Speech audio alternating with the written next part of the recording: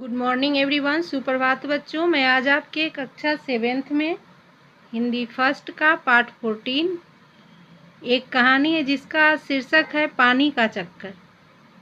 पानी हमारे लिए कितनी आवश्यक है ये इस चैप्टर में पढ़ाया गया है और पानी से संबंधित वैज्ञानिक गतिविधियों के विषय में जानकारी प्रस्तुत की गई है।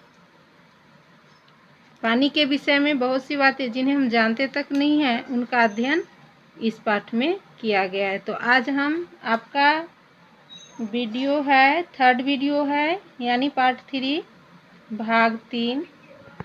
तो आज पढ़ेंगे हम, पेज नंबर है 67 का हाफ यहाँ से शुरू करेंगे। ओके, आप लोग अपनी बुक निकाल के देख सकते हैं।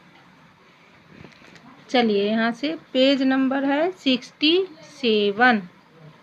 अब तक चुप बैठे जय ने अपना मुंह खोला। अंकल, मेरे दिमाग में एक बात आ रही है।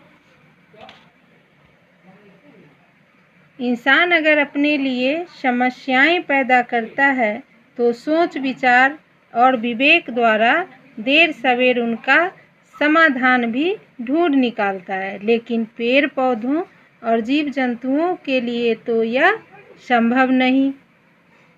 फिर रेगिस्तान में जहाँ पानी का मिलना सचमुच एक विकट समस्या है, उगने वाली वनस्पतियाँ तथा वहाँ बसने वाले जीव जंतु अपनी पानी की समस्या को किस तरह से हल करते हैं। क्वेश्चन किया कि पानी की समस्या तो रेगिस्तान में जो आती है तो उसको किस तरह से हल किया जाता है। जय की बात सुनकर रमन श्रीवास्तव कुछ गंभीर होकर बोले, तुमने विषय को बड़ा अच्छा मोड़ दिया है जय। चलो देखा जाए कि रेगिस्तान में वनस्पतियाँ और जीव जंतु अपनी जल की आवश्यकता कैसे पूरी करते हैं। अब इसके बारे में रमन श्रीवास्तव ने पूरी जानकारी दिया है। कैसे, वो आगे आप देखिए। तुम जानते ही हो कि रेतीली जमीन पर साधारण वनस्पतियों का उगना कठिन है, तभी रेगिस्तान में ज़्यादातर कैक्टस जाति के पौधे ही पाए जाते हैं। इन पौधों में पत्तियों के स्थान पर कांटे होते हैं। कैक्टस में क्या पाया जाता है? कांटा होता है पत्ती के जगह पे। कांटों के कारण एक तो जीव जंतु इन पर आसानी से मुंह नहीं मार सकते, दूसरे तपते सूरज की किरणों को भी ये कांटे परिवर्तित करके लौटा देते हैं। परिणाम स्वरूप क्या होता है? बहुत कम ऊष्मा ही इन पौधों के अंदर प्रवेश कर पाती है और इनके अंदर नमी का स्तर ठीक बना रहता है। वैसे वनस्पतिविदों का यह मानना है कि आज से कई हजार वर्ष पूर्व इन पौधों में भी पत्ते मौजूद होते थे, यानी कि कई हजार वर्ष पूर्व। अभी तो नहीं देखा गया है, परंतु धीरे धीरे अपने इर्द गिर्द के भौगोलिक परिवेश के अनुरूप अपने आप को ढालने की प्रक्रिया में इन पत्तियों का स्थान जो है वो किसने ले लिया? तो कांटों ने ले लिया। स्वाति ने पूछा, अंकल, आपने रेतीली जमीन पर उगने वाली वनस्पतियों के बारे में तो बताया, परंतु जानवर आखिर रेगिस्तान में अपने लिए पानी की व्यवस्था कैसे करते हैं? तो ये हम पढ़ेंगे, 4th भाग यहाँ से है। तो ये इसने क्वेश्चन किया। ओके, तो अंकल क्या बोलते हैं? रमन श्रीवास्तव, मैं तो सोच रहा था कि इस चर्चा को अगली गोष्ठी के लिए टाल दूं, यानी अगली बार बताऊं, लेकिन मैं जानता हूं कि तुम बच्चों से बच पाना इतना आसान नहीं है। चलो ठीक है, रेगिस्तान के जहाज ऊँट से ही शुरू करता हूँ।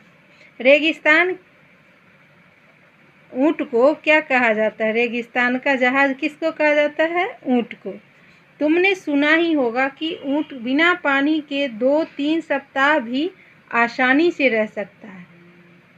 दरअसल ऊँट की शारीरिक ऊष्मा द्वारा ही उसके कुबर में वसा का दहन होता है। इस दहन प्रक्रिया द्वारा ऊर्जा के साथ साथ पानी भी निकलता है।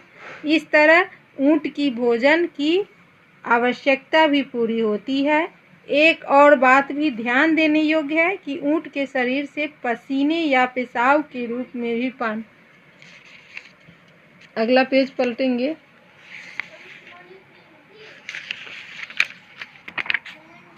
की बर्बादी कम होती है। यही कारण है कि कई कई हफ्तों तक ऊंट बिना पानी के रेगिस्तान में बड़े मज़े से रह सकता है। अब यहाँ से हम 4th वीडियो बनाएंगे, वो आगे हम आपको पढ़ाएंगे। तो आगे आज आपका क्वेश्चन होगा, ये आपने कर लिया होगा शब्दार्थ। इसको अभ्यास में क्वेश्चन किया होगा क। आज हम करेंगे ख का 3rd वीडियो में 1 2 3। 1 में है विज्ञान ने हमारे जीवन को सरल और उपयोगी कैसे बना दिया। तो इस क्वेश्चन का आंसर लिखेंगे।